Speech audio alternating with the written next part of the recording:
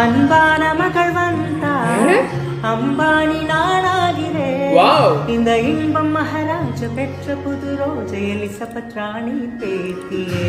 தாயே தாயே மகளென வந்தார், தந்தை சிந்தை நலமுறை வந்தார். நீயே லோகம் என்று ஆனாய் பெண்ணே, என்னை ஆளும் தெய்வம் நீதான் கண்ணே. பெற்றது நானா இல்லை உன் மகனே நானம்மா. தாயே தாயே மகளென வந்தார், தந்தை சிந்தை നലമുறை വന്നാ.